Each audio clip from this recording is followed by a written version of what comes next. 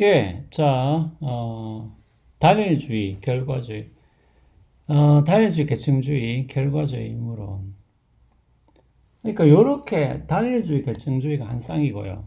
그 다음에 결과주의 의무론이 한 쌍이고. 예. 요러면은 이제 우리가 그 네 가지 입장이 생겨나죠. 예. 결과주의이면서 단일주의 입장이 있을 테고, 의무론이면서 단일주의 입장이 있을 테고, 그 다음에 의무론이면서 계층주의 입장, 결과주의면서 계층주의 입장이 있겠죠. 자, 그래서 요 두 가지, 평가 기준을 잘 좀 기억을 해 두시면은 우리가 동물 권리를 이해하는 데 상당히 이제 유익한 것 같아요. 요거는 굉장히 잘 구분을 한 것 같습니다. 제가 봤을 때도. 여러분들 일단 결과주의하고 의무로는 뭐 도덕 철학에서 이야기하는 도덕 철학의 하나의 종류라고 보시면 되는데, 뭐 결과주의가 뭐냐, 의무론이 뭐냐라는 논의는 뭐 또 굉장히 복잡하기도 하고, 뭐 내용이 또 많죠. 사실은 많은데, 우리 요 논의의 맥락에서는 그 꼭 이렇게 복잡하게, 물론 이제 셸리 케이건도 그렇게 복잡하게 뭐 정의하거나 그렇지는 않습니다. 그래서 제가 봤을 때도 요 결과주의과 의무론이 어떻게 나누어지느냐는 좀 간단하게 정의를 해도 뭐 크게 무리는 아닐 것 같습니다. 결과주의라는 것은 여러분들 옳고 그름 있죠. 옳고 그름이라는 것이 어, 이것이 뭐 가장 좋은 결과, 예,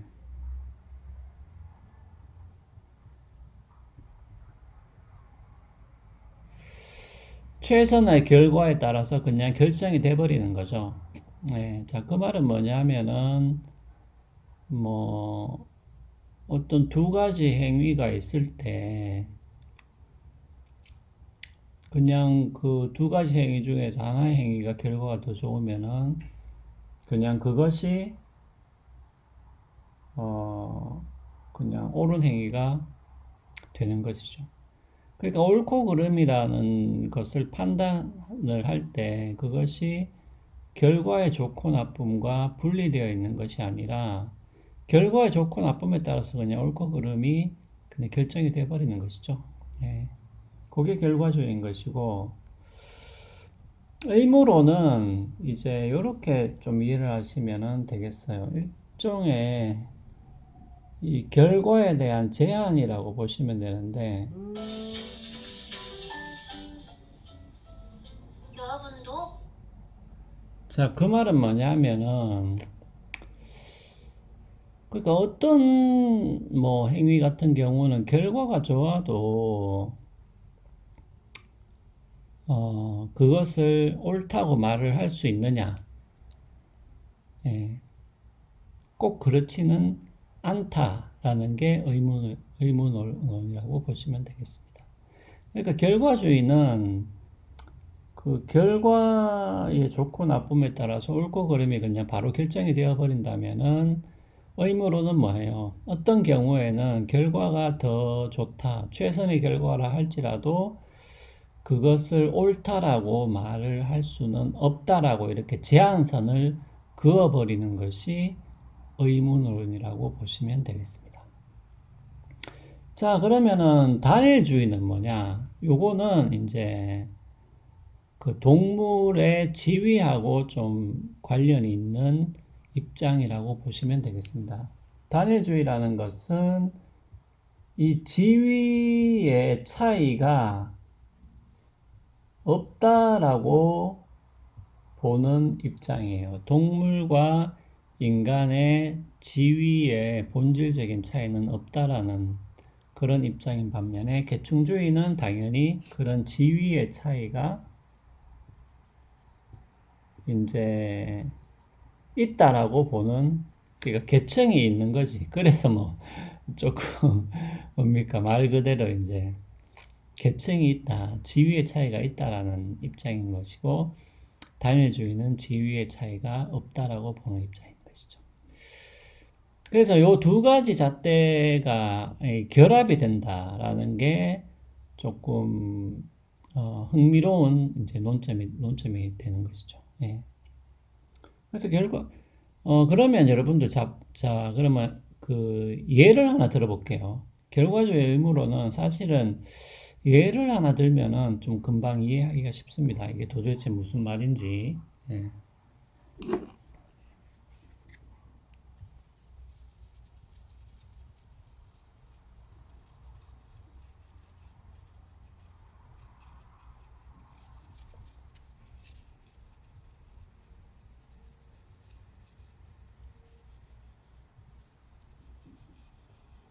그러니까 요 예를 가지고 요 결과적 의무론 그리고 단일주의, 계층주의의 입장을 쉽게 이제 판별을 좀 할 수 있는데 그래서 뭐 결과주의하고 의무론을 구분하기 위해서 흔히 드는 사례가 있죠. 예, 그래서 뭐 의사가 여기 환자 5명 여기는 아프다는 거죠. 여기는 한 사람이 있어. 뭐 이 사람을 건강하다고 해도 되고 만약에 뭐 이 사람이 그러니까 한 명인데 환자라고 하더라도 상대적으로 이쪽 5명보다는 건강을 하다고 가정해도 상관없습니다. 예, 상관이 없어요. 자, 그런데 문제는 결국은 여기서 생기는 것이죠. 5명이 아픈 것은 이제 각각의 장기에 문제가 있어서 아픈데 이 장기를 이제 그냥 우리가 흔히 말하는 새로 바꾸면은 장기를 이식하면은 이 사람들은 살 수가 있다.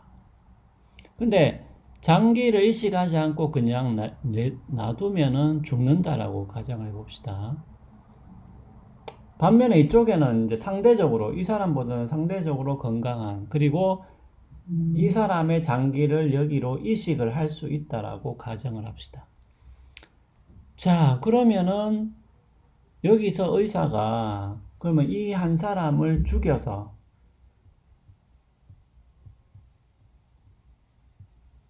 아니 장기를 이식해야 그 5명에 다 장기를 이식해야 되니까 결국 한 사람을 죽일 수밖에 없겠죠.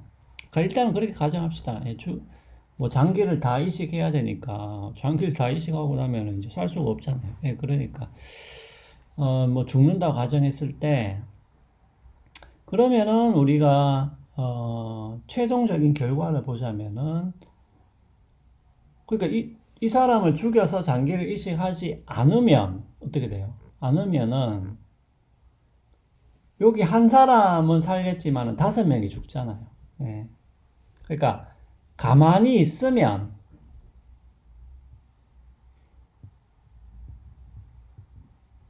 가만히 있으면은 한 명이 살고 5명이 되드죠. 죽지. 예. 밑에 거 좀 지워야 되겠네. 예.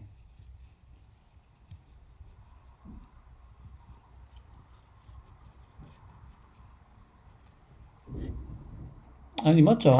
예, 맞잖아요. 가만히 있으면. 근데 이제 그 한 명을 죽이면은, 그러면 한 명이 죽지만은 5명은 사는 거죠. 그러면 결과를 봤을 때는 어떤 게 좋습니까? 5명이 사는 게 좋잖아요. 예. 그러니까 결과주의는 그러면 한 명을 죽여도 된다라고 결과주의는 결론을 내리겠죠. 예. 아니, 그게 결과주의예요. 그러니까 이제 그 결과가 최선일 때는 그냥 최선의 결과를 취하는 게 옳은 거기 때문에 그렇죠. 예. 결과주의. 그러니까 여기에 어떤 쉽게 말하면은 그래서는 안 된다라는 제한선은 결과주의 안에서는 없는 것이죠. 요 사례 안에서는. 하지만 의무론에 따르면은 설령 5명이 산다 하더라도 한 명의 무고한 사람을 죽이는 것은 안 된다. 라고 제한선을 그어버리는 것이죠. 요것이 의무론의 입장인 것입니다. 그러니까 요 사례에서 의무론과 결과주의가 어떻게 나누어지는지를 여러분들이 조금 쉽게 이해를 할 수 있겠죠. 예.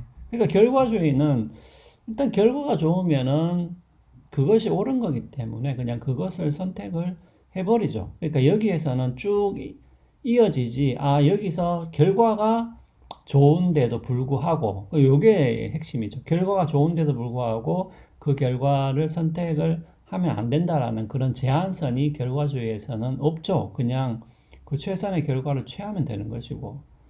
하지만은 의무로는 설령 최선의 결과가 있다 하더라도 요것이 최선의 결과라 하더라도 요것을 취하는 것은 옳지 않다라는 그 제한선을 긋는 것이 의무론이라고 보시면 되겠습니다. 네. 자, 그러면 결과주의와 의무론의 차이를 조금 여러분들이 이제는 좀 이해할 수 있겠죠. 자, 그러면은 이제 재밌게도 뭐냐면, 그러면 요 사례를 어떻게 하느냐? 동물에게도 비슷하게 적용을 해보면 되죠. 예, 그러면은 여기서 어떻게 갈리는지를 우리가 알 수가 있겠죠. 입장들이. 자, 그러면은, 예, 잠깐 멈췄다가 바로 이어서 시작하도록 하겠습니다.